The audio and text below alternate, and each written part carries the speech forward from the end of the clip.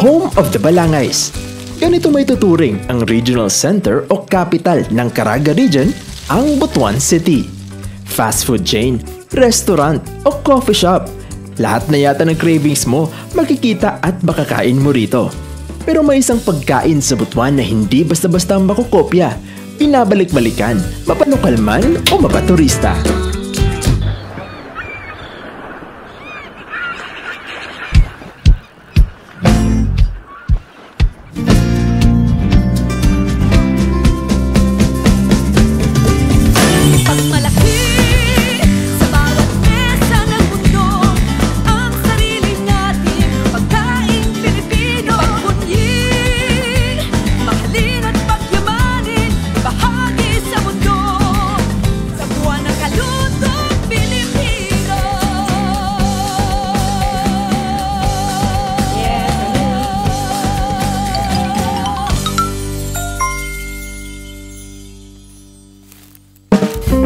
Ika nga sa ilang mga historical studies at research. In the beginning, there was no Philippines, but there was Butuan. Kung katagalan ng pagbabasehan, isa ang Butuan sa pinakamatandang syudad sa Pilipinas. Kilala itong Rajahnate o Butuan noong 1001 to 1521. May mga bakas pa rin na nakaraan ng Butuan na ngayon ay naging tourist attraction nga ng mga lokal at pati na rin sa mga turistang nais bumisita sa lugar. Bukod sa mga historical destinations sa lungsod, isang tradisyonal na pagkain rin ang kilala sa Butuan dahil sa mga sangkap nito na dito lang makikita, ang palagsing.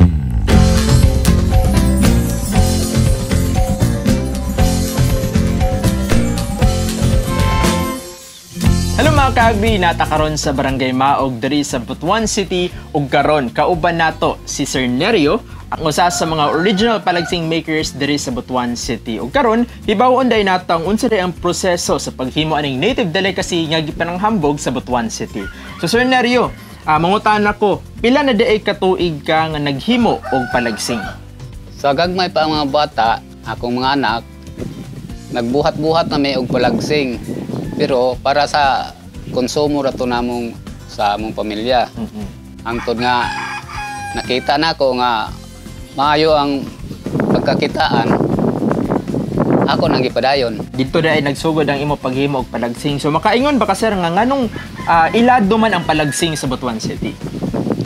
Sa akong naibawan, sa akong nakita, sukad sa pagpuyo nako dinhe sa Barangay Maog, sukad pa niadtong 1977, nga akong nakita nga mga Butuanon nga mulangyaw, iniguli nila ang ilang pangitaon kining palagsing. Unya, inigbiya po nila diris Butuan, mubalik sila sa ilang panarbahoan, magdala po og palagsing. Ang mga Butuanon, ang hilig nila palagsing. Karong mga adlaw, apil na ang mga lumalabay diri sa Butuan, mangita na sa palagsing. So karon naadiri sa atong atubangan ang mga ingredients sa paghimo og palagsing. So sir, pwede ba ta maibawog unsa na atong mga ingredients? Una-una nga ingredients sa palagsing, kining gitawag og unaw. Unaw. Okay. Kining lumbia flour. Lumbia flour. Oops! But wait, ano nga bang unaw? Ito ay starch na ginawa o kinukuha mula sa loob ng puno ng lumbia. Ang sagupam o mas kilala sa tawag na lumbia ay tumutubo o makikita malapit sa mga ilog o sapa na kung saan sagana dito sa Butuan. Nya kini ikaduha nga ingredients kini nga atong pabahog sa Butuanon, babahog. Babahog. Magwang ni siya sa butong. Magwang sa butong. Magwang ni siya sa butong. Ang sunod kining dahon sa saging para iputos. Tapos natay brown sugar. Sunod sa brown sugar.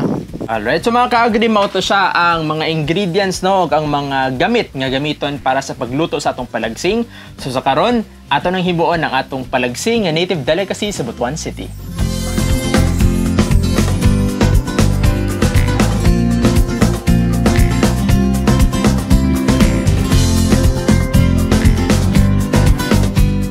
Bali, tulo ka tasa nga unaw, unya unom ka tasa nga babahog,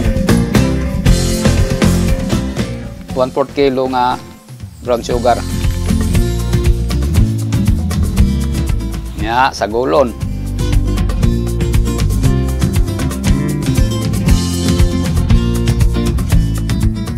Pag kuman nato og mix, ato nang i-wrap.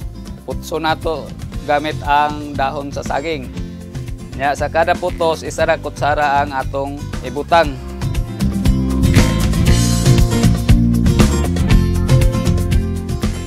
Karon ato nang bugkoton ang atong nahuman puglukot.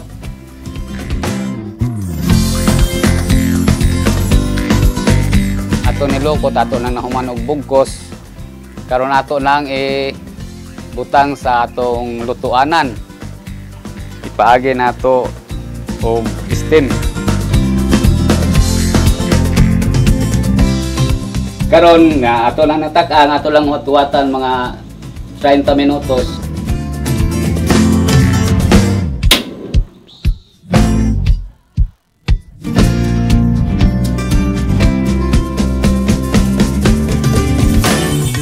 So after 30 minutes of waiting mga ka-agri, we have come to the most important part of our food trip, which is the food tasting of our palagsing nga gihimo ni Sir.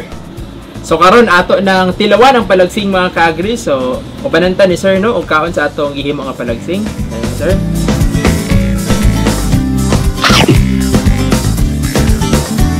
So mga ka-agri, ang palagsing ko diri nga gihimo ni Sir is very chewy nga, very puno kay siya flavor mga ka-agri no.